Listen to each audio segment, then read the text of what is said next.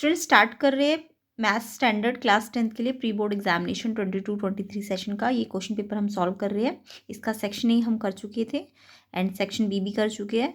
तो अब पार्ट 3 में हम इसका सेक्शन सी करेंगे, तो ध्यान से देखिए। एंड सेक्शन ए और सेक्शन बी के लिए आप प्रीवियस वीडियो को चेक कर सकते हैं एंड चैनल को सब्सक्राइब कर लेना, वीडियो को शेयर कर देना। तो देखते हैं सेक्शन सी के क्वेश्चंस को।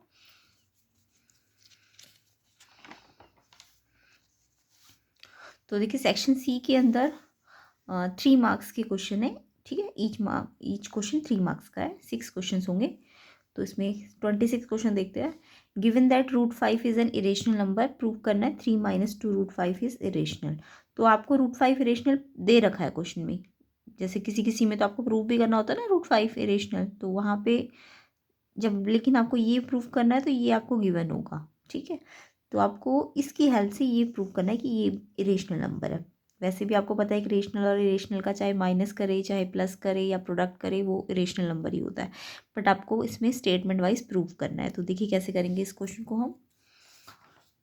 तो सबसे पहले आप मान के चलेंगे कि ये एक रेशनल नंबर है, जो भी आपको रेशनल प्रूव करना है उसको आप रेशनल नंबर मान के चलेंगे। तो अगर ये रेशनल नंबर है तो हम इसे a/b लिख सकते हैं, है ना, जहाँ पे a एंड b इंटीजर्स होंगे। अब आप यहाँ पे जो रूट वाली टर्म है ना, उसको सेपरेट करने के लिए क्या करेंगे, पहले ये जो 3 है इसको आप इस साइड लेके जाएंगे, ठीक है। यानी कि आपको √5 को बिल्कुल सेपरेट करना है।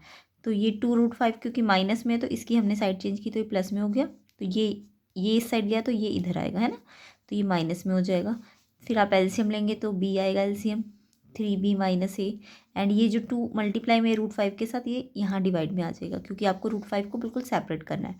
अब आपको पता है क्वेश्चन में गिवन है ना √5 इरेशनल है, तो अगर ये इरेशनल है लेकिन हमने तो ये b और a को क्या माना है, इंटीजर माना है, तो ये जो पूरी टर्म आई है ये पूरी टर्म क्या होती है, रेशनल होती है ना। जब यहाँ पे इंटीजर्स होंगे ऊपर नीचे तो ये रेशनल नंबर होती है, तो इस हिसाब से ये रेशनल है ना। लेकिन क्वेश्चन में आपको √5 क्या दिया हुआ है, इरेशनल दिया हुआ है। अगर ये रेशनल आया है तो ये इसके इक्वल है, तो ये भी क्या कैसा आना चाहिए, रेशनल आना चाहिए, है ना। तो लेकिन क्वेश्चन में आपको √5 इरेशनल गिवन है, तो हम लिखेंगे कि हमारा ये अगर रेशनल है तो ये भी रेशनल होगा, बट ये तो इरेशनल होता है √5।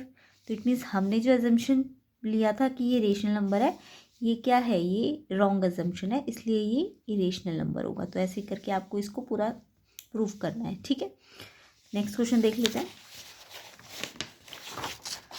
If alpha and beta are the 2 zeros of polynomial, ये पॉलिनोमियल दिया है। देखिए यहाँ पे पॉलिनोमियल y की टर्म में दिया है, पी वाई दिया है, नहीं तो ज़्यादातर पी एक्स दिया होता है, बट यहाँ पे पी वाई दिया है।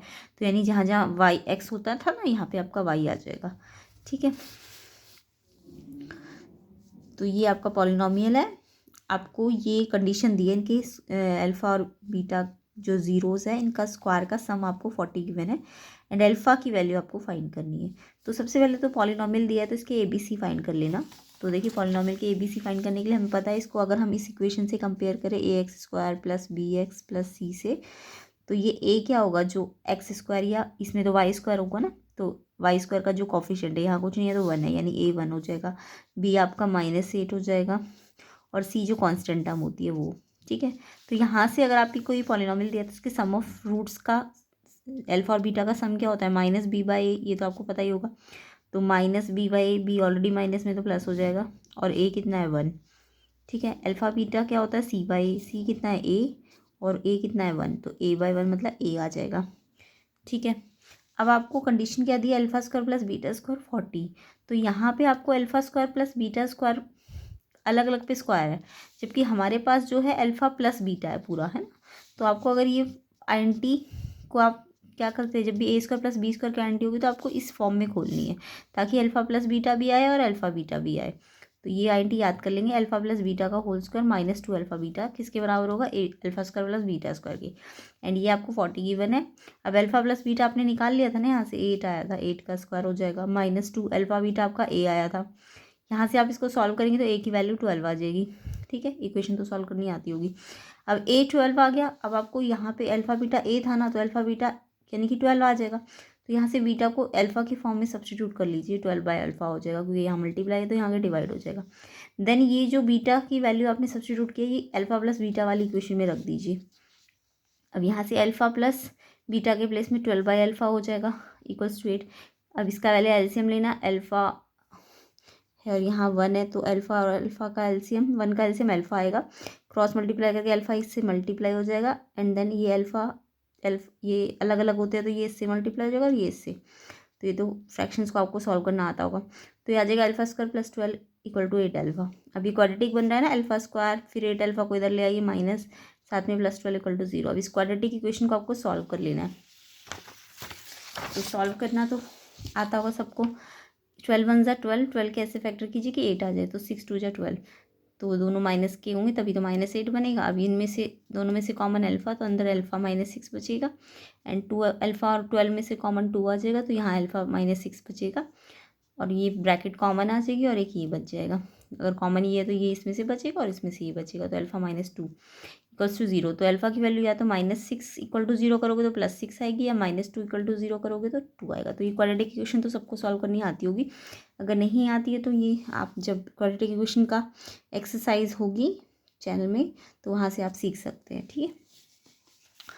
नेक्स्ट क्वेश्चन देखिए, इसमें the present age of a father is 3 years more than 3 times the age of his son 3 years, hence the father age will be 10 year from more than twice the of son. Find their present age. तो present as father और सन की निकालनी है, तो आपको क्योंकि दो बार equations दे दी ना, तो आपको लीनियर इक्वेशन इन 2 वेरिएबल मान लेना। एक को फादर को x मान लीजिए, फादर की एज को, और सन की एज को y मान लीजिए।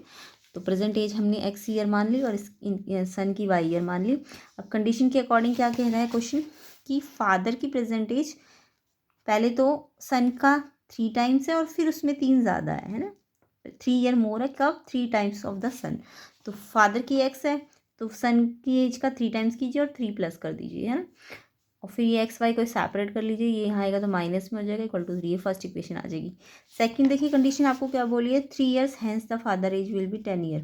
3 year हैंस का मतलब 3 साल बाद फादर की एज सन की एज का ट्वाइस का 10 ज़्यादा हो जाएगा। ध्यान से पढ़ना, 10 मोर देन ट्वाइस द सन, पहले ट्वाइस करना फिर 10 मोर करना।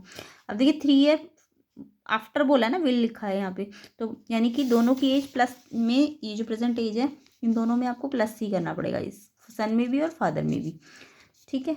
फिर कंडीशन लगानी है, सन की age after 3 year, after 3 year जो फादर की एज आफ्टर 3 year जो सन की एज होगी 3 year के बाद उसका ट्वाइस और उसमें 10 ऐड। अब इस इक्वेशन को सॉल्व कर लीजिए, पहले 2 से अंदर मल्टीप्लाई कर लेना, फिर एक्स और वाई सेपरेट कर लेना और नंबर एक तरफ, तो ये सेकंड इक्वेशन आ जाएगी आपके पास। अब दोनों इक्वेशंस को आपको ऊपर नीचे रख के क्या करना है, एलिमिनेशन मेथड लगा देना। अब यहाँ एक्स दोनों प्लस के है तो साइन बदलना पड़ेगा ताकि ये कैंसिल हो, तो इस प्लस वाले का माइनस हो जाएगा, ये माइनस प्लस हो जाएगा और ये प्लस माइनस हो जाएगा। अब ये तो कैंसिल हो गया, अब ये माइनस और ये वाला माइनस नहीं है, अब ये प्लस है, माइनस प्लस क्या होता है माइनस, 3y में से 2y माइनस करेंगे तो y, प्लस का साइन बड़ा है ना तो प्लस का साइन लगेगा। 13 में से 3 क्या हो जाएगा माइनस, तो 10 आ जाएगा और प्लस का बड़ा है तो प्लस का साइन। y की वैल्यू 10 आ गई। अब y की वैल्यू आप तो ये या तो इस इक्वेशन में रखिए या इस इक्वेशन में रखिए, तो इससे x की वैल्यू आ जाएगी सॉल्व करके 33। तो यानी x क्या था, फादर की एज थी ना, तो फादर की एज 33 ईयर आ जाएगी और सन की एज 10 ईयर्स आ जाएगी क्योंकि y 10 था ना। तो इस तरीके से हमें ये लीनियर इक्वेशन सॉल्व करनी थी, ठीक है।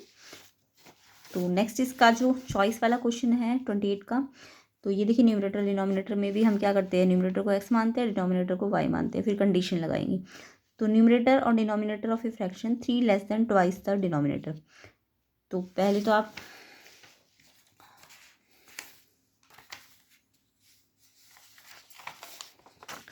न्यूमरेटर को x मान लेंगे, डिनोमिनेटर को y मान लेंगे। अब क्वेश्चन में क्या बोला है कि सम ऑफ न्यूमरेटर एंड डिनोमिनेटर, पहले तो सम करना है न्यूमरेटर डिनोमिनेटर का, और फिर वो इसका मतलब इक्वल है 3 less than twice the denominator. Twice कीजिए डिनोमिनेटर का और उसमें से 3 लेस करिए, ये लेस है ना सम, तो इसमें लेस नहीं करना, लेस यहाँ करना पड़ेगा, ठीक है। तो यहाँ से इक्वेशन सॉल्व कर लीजिए, y को एक तरफ कर लीजिए, 2y यहाँ आएगा तो -2y हो जाएगा, तो plus y -2y minus y बचेगा एंड -3 यहीं रहेगा, तो ये फर्स्ट इक्वेशन आ जाएगी। सेकेंड कंडीशन देखेंगे, if the numerator and denominator decrease by 1, अगर न्यूमरेटर और डिनोमिनेटर दोनों में आपने 1 डिक्रीज किया तो जो न्यूमरेटर है वो हाफ द डिनोमिनेटर हो जाएगा। तो देखो अगर मैं दोनों में -1 करूँ तो न्यूमरेटर हाफ डिनोमिनेटर, मतलब अगर डिनोमिनेटर मेरा y है तो न्यूमरेटर क्या हो जाएगा, हाफ ऑफ y। यही तो कह रहा है कि न्यूमरेटर जो है डिनोमिनेटर का हाफ हो जाएगा। तो डिनोमिनेटर तो y है तो न्यूमरेटर क्या हो जाएगा, y का हाफ। तो यानी कि y से y कैंसिल, तो यानी कि एक्चुअल में कितना आ जाएगा, हाफ आ जाएगा। तो अगर दोनों में सब्ट्रैक्ट 1 करें तो आंसर कितना मिलेगा, हमें हाफ मिलेगा, क्योंकि कंडीशन ऐसे दे दी कि न्यूमरेटर डिनोमिनेटर का हाफ है। तो डिनोमिनेटर y तो ये हाफ y, तो ये तो हाफ ही कह रहा है ना एक तरह से इनडायरेक्ट वे में। अभी क्रॉस मल्टीप्लाई करके आप इक्वेशन को सॉल्व कर लो। 2x - 2, 2 इस पूरे से मल्टीप्लाई हो जाएगा और 1 इस पूरे से, तो इधर आ जाएगा। अब 2x और y एक तरफ और नंबर एक तरफ। अब दोनों इक्वेशंस को ऊपर नीचे रख के एलिमिनेशन से सॉल्व कीजिए। ये -y सेम साइन है तो उसका साइन चेंज करने के लिए प्लस करना पड़ेगा ताकि कैंसिल हो। अब ये साइन चेंज हो गए तो ये 2x - x x हो जाएगा 1। अब ये भी प्लस का है और ये भी प्लस का है, क्योंकि माइनस नहीं अब ये प्लस है। प्लस प्लस प्लस x = 4 हो जाएगा। अब x की वैल्यू आप चाहे तो इस इक्वेशन में रख दीजिए, चाहे इसमें, तो y की वैल्यू 7 आ जाएगी। तो x 4 था, y 7 था, तो फ्रैक्शन क्या आ जाएगा, 4/7। ठीक है। नेक्स्ट क्वेश्चन देखिए, ट्रिग्नोमेट्री में से है, प्रूव करना है sin theta - cos theta + 1 upon cos theta + sin theta - 1 = 1 + sin theta upon cos theta. तो इस क्वेश्चन को बहुत ध्यान से देखिए, एनसीईआरटी का ही है बट ये क्वेश्चन इंपॉर्टेंट भी होता है। तो देखिए इस टाइप के क्वेश्चन में हमें जब भी ऐसा दिया होगा साइन और कॉस ऊपर नीचे, तो आप ना इस टाइप जब भी साइन कॉस दिया होता है ना, तो आप क्या करा कीजिए, न्यूमरेटर डिनोमिनेटर को या तो कॉस से डिवाइड किया कीजिए ऊपर नीचे, या साइन से डिवाइड करेंगे, दोनों में से किसी से भी कर सकते हो। तो मैं कर रही हूँ divide numerator denominator by cos theta. तो यहाँ देखिए इस पूरे न्यूमरेटर को भी करना है कॉस थीटा से पूरा डिवाइड, और इसको भी करना है, ताकि आपने दोनों को डिवाइड किया तो इक्वल रहा है दोनों साइड, है ना। कॉस से डिवाइड ऊपर भी कर दिया और नीचे भी कर दिया। अब जब जब इस पूरे को डिवाइड करूँगी तो सबसे डिवाइड होगा, इससे भी होगा, इससे भी होगा और इससे भी होगा। सेम ऐसे डिनोमिनेटर को जब कॉस से डिवाइड करेंगे तो सबसे डिवाइड हो जाएगा। अब ये साइन बाय कॉस आपको पता है 10 होता है, ये कैंसिल होके 1 आ जाएगा। 1/cos क्या होता है, कॉस किसका रेसिप्रोकल होता है, सेक का। फिर ऐसे कॉस कॉस कैंसिल होके 1 आ जाएगा। साइन बाय कॉस क्या हो जाएगा 10, 1/cos क्या हो जाएगा सेक। अब इस क्वेश्चन में ना आपको एक ट्रिक लगानी है। देखिए आपको tan थीटा + sec थीटा बन रहा है ना, तो आप 1 को ना 1 sec और tan की आइडेंटिटी में रिप्लेस कर दीजिए। तो 1 आपको पता है, एक तो sin स्क्वायर + cos स्क्वायर 1 होता है, एक sec square - tan square theta 1 होता है, और एक cos स्क्वायर - cot स्क्वायर 1 होता है। तो आपको क्योंकि यहाँ क्वेश्चन में sec और tan बन रहा है तो आप 1 को रिप्लेस कर दीजिए sec square - tan square theta में। तो 1 के प्लेस में हम लिख देंगे sec square - tan square theta. अब ये देखिए, ये आपको दिख रहा है sec थीटा + tan थीटा, और इसके अंदर भी तो sec थीटा + tan थीटा आ सकता है, क्योंकि a² - b² क्या होता है, a² - b², एक बार प्लस एक बार माइनस, यही तो होता है।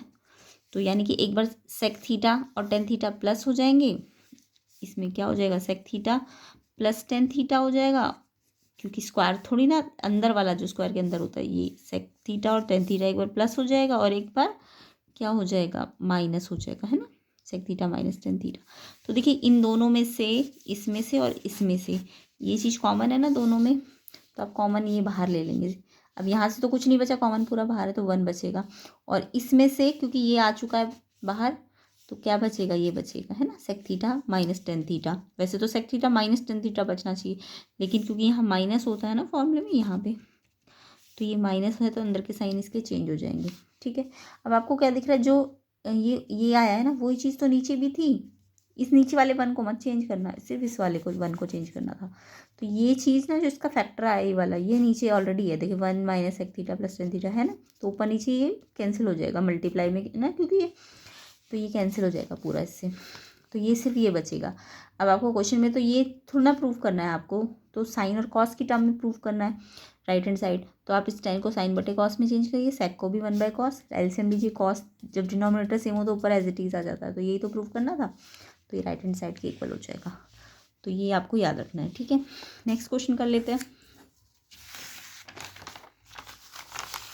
ये सारे अच्छे अच्छे क्वेश्चन है आपके बोर्ड, सीबीएसई बोर्ड के पॉइंट ऑफ व्यू से भी आपको ये क्वेश्चन अच्छी तरह से प्रैक्टिस कर लेना है। नेक्स्ट क्वेश्चन देखेंगे, prove that the opposite side of a quadrilateral circumscribing a circle subtend supplementary angle at the centre of the circle. ये क्वेश्चन भी मैंने पहले भी कराया हुआ है आपको, बट एक बार फिर से देख लेते हैं क्या कहना चाह रहा है क्वेश्चन की। एक ना क्वाड्रिलेटरल सर्कमस्क्राइबिंग का सर्कल, सर्कमस्क्राइब बोला तो सर्कल बाहर, सॉरी क्वाड्रिलेटरल बाहर बनाना और सर्कल अंदर बनाना। क्वाड्रिलेटरल सर्कमस्क्राइब कर रहा है सर्कल को, ठीक है। इंस्क्राइब बोलते तो क्वाड्रिलेटरल अंदर बना देते, बट अभी सर्कमस्क्राइब है, यानी कि उसको बाहर से बनाना है। तो क्वाड्रिलेटरल सर्कमस्क्राइब कर रहा है सर्कल को, ठीक है। और आपको क्या प्रूव करना है कि जो इसकी अपोजिट साइड है ना क्वाड्रिलेटरल की, वो सेंटर के साथ, दोनों अपोजिट साइड सेंटर के साथ जो एंगल बनाएगी वो सप्लीमेंट्री होना चाहिए। तो देखिए मान लीजिए मैं इसकी ए डी ये अपोजिट साइड ले रही हूँ और बी सी अपोजिट साइड ले रही हूँ, ठीक है। अब ए डी ने सेंटर के साथ ये ए ओ डी बनाया है ना, और बी सी ने बी ओ सी बनाया सेंटर के साथ, और सप्लीमेंट्री का तो इनका सम कितना प्रूव करना है आपको 180। तो ये क्वेश्चन में कहा है कि ये प्रूव करो। तो अब इसमें आपको ना क्या करना है, आपको दिख रहा है क्योंकि अगर ये सर्कमस्क्राइब कर रहा है तो ये सारी टेंजेंट बन गई ना, सर्कल को टच करके जा रही है ना लाइनें, तो A B B C C D A D क्या होंगी, टेंजेंट्स होंगी। अब आपको पता है कि सेंटर से ये जो रेडियस होती है पॉइंट ऑफ कांटेक्ट पे जब पड़ती है तो ये सारी परपेंडिकुलर होती है ना, तो हम इसे ओ पी को पॉइंट ऑफ कांटेक्ट पे लगाएंगे तो ये इस पे परपेंडिकुलर हो जाएगी, ऐसी ओ क्यू इस पे परपेंडिकुलर हो जाएगी, ओ आर डी सी पे परपेंडिकुलर हो जाएगी, ओ एस ए डी, सारे पॉइंट ऑफ कांटेक्ट पे जो रेडियस होती है वो परपेंडिकुलर हो जाती है।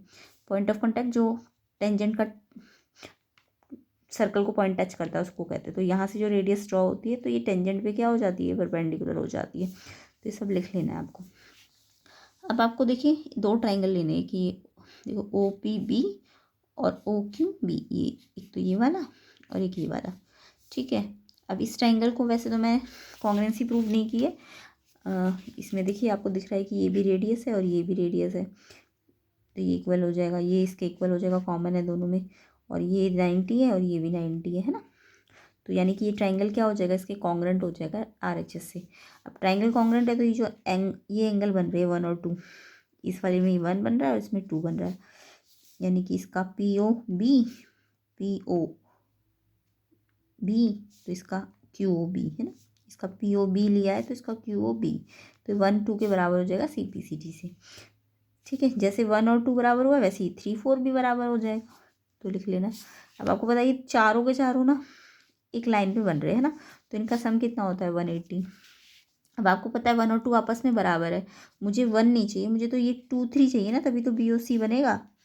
तो इस 1 को 2 एंगल 2 बना लो क्योंकि ये बराबर है, तो एंगल 2 एंगल 2 2 एंगल 2 हो जाएगा। ऐसे एंगल 3 चाहिए तो एंगल 4 को भी एंगल 3 बना लो, तो 2 एंगल 3 हो जाएंगे। तो 2 कॉमन ले लोगे, जब 2 कॉमन ले लोगे तो 2 यहाँ आके डिवाइड हो जाएगा, फिर 90 आ जाएगा, यानी कि 2 + 3 90, 2 + 3 मिला के तो BOC बन रहा है, तो BOC 90। सेम ऐसे ही हम बोलेंगे AOD भी कितना आ जाएगा, 90 आ जाएगा।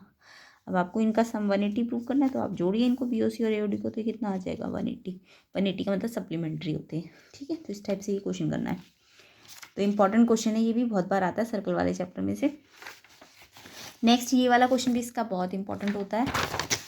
तो एक सर्कल है, इसकी साइड BC, एक सर्कल टच कर रहा है साइड BC और फिर ट्राइंगल ABC। देखिए ट्राइंगल ABC बना हुआ है और इसकी ये वाली साइड सर्कल को टच करके जा रही है, ABC साइड।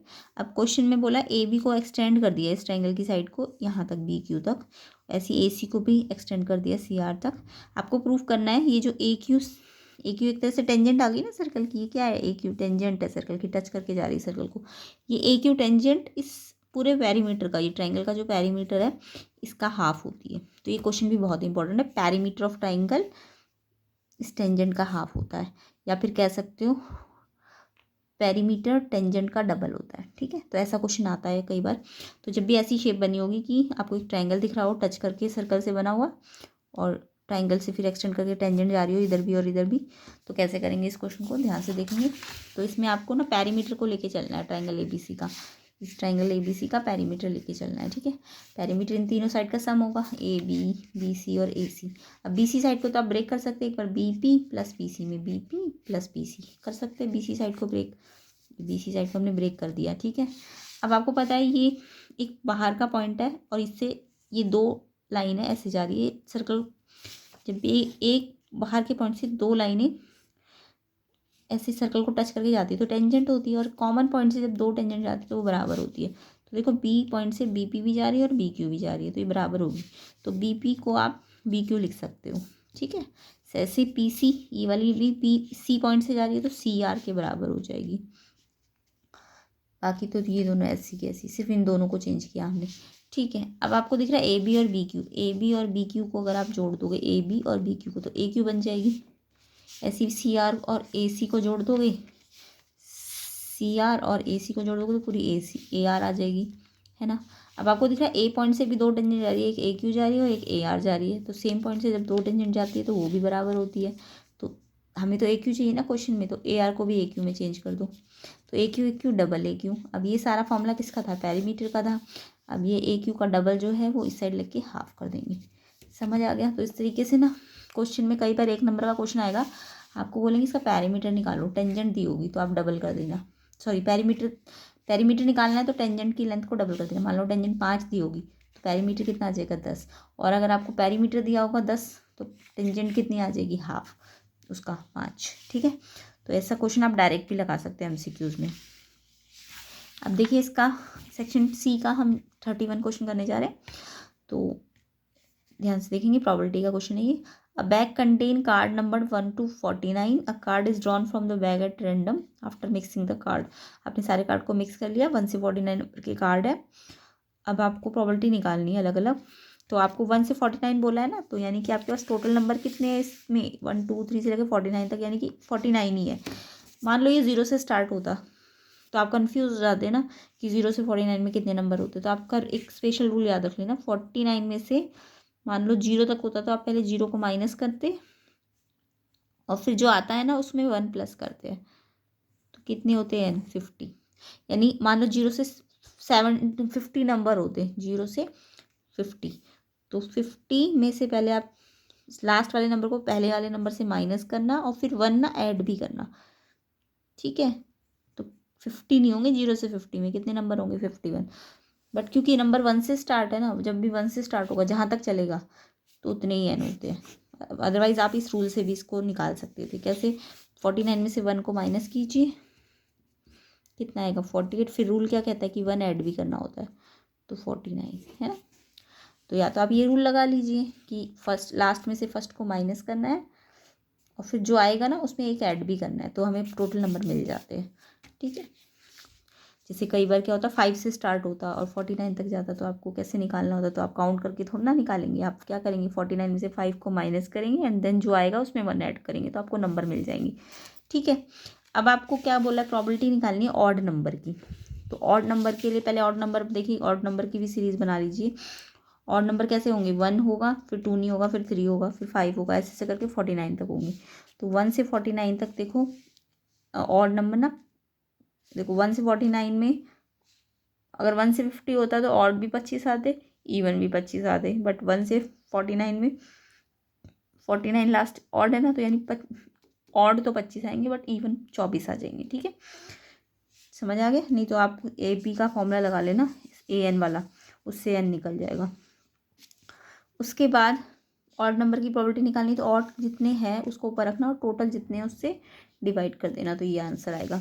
फिर परफेक्ट स्क्वायर की बोलिए, तो परफेक्ट स्क्वायर आपको पता होना चाहिए। एक तो 1 का स्क्वायर 1 होता है, 2 का स्क्वायर 4 होता है, 3 का स्क्वायर 9, 4 का स्क्वायर 16, 5 का स्क्वायर 25, 6 का स्क्वायर 36, 7 का स्क्वायर 49।